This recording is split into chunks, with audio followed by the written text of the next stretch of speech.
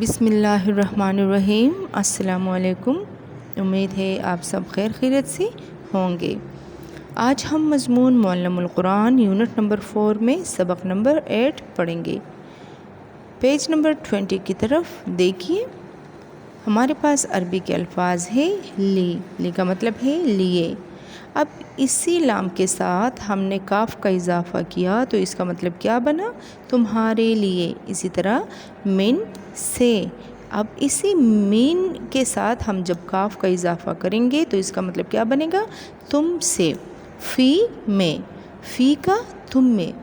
آپ پڑھ چکے ہیں کہ کسی نام کے آخر میں جب کاف زبر کا اضافہ ہوتا ہے تو اس لفظ کے معنی میں مخاطب یعنی سننے والے کے لیے کی ملکیت کا مفہوم پیدا ہوتا ہے، جیسے کتاب ان سے کتاب کا وغیرہ۔ اسی طرح انا فی لی ان بی کے آخر میں بھی کاف زبر آتا ہے اور ان میں سے ہر لفظ کا مطلب سننے والے کی طرف منسوب ہو جاتا ہے، جیسے لیے سے تمہارے لیے اور بے شک سے بے شک تم۔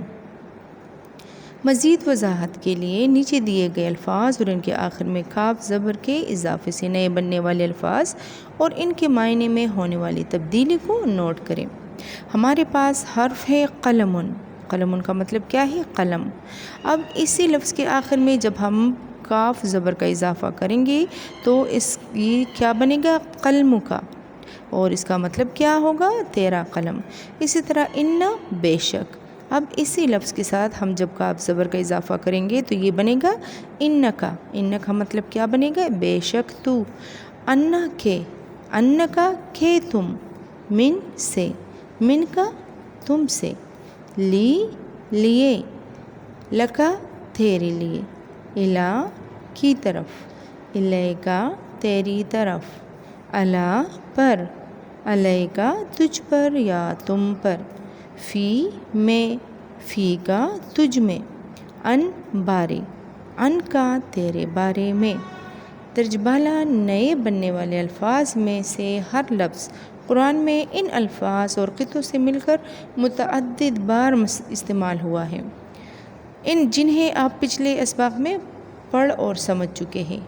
اگر آپ ان کے معنی اچھی طرح یاد کر لیں تو درج ذیل قرآنی قطعات کا مفہوم بآسانی سمجھ سکتے ہیں۔ یاد رکھیے کہ یہ ادھورے مفہوم والے مکمل قطعے ہیں اور ابھی جملہ مکمل نہیں ہوا۔ ابھی اسی طرح سے آپ لوگوں نے اسٹوڈنٹس قرآنی قطعوں کا ترجمہ کرنا ہے۔ آپ لوگوں نے سب سے پہلے پیج نمبر 20 پر جو کالم ہمارے پاس ہے اس میں یہ الفاظ آپ لوگوں نے اچھی طرح سے سمجھ کر سیکھنا ہے اور اس کے بعد ہی آپ لوگ باقی الفاظ کے معنی کر سکو گے۔ اور ہم نے یہاں پر یہ بھی پڑھا کہ ہمارے پاس جتنے بھی عربی کے الفاظ ہیں اگر ہم ان کے آخر میں کاف زبر لگائیں گے تو اس سے پھر جو مطلب ہے وہ کیا بنے گا۔ امید ہے آج کی سبق کی آپ لوگوں کو سمجھ آ گئی ہوگی۔ اپنا خیال رکھیے گا۔ اللہ حافظ۔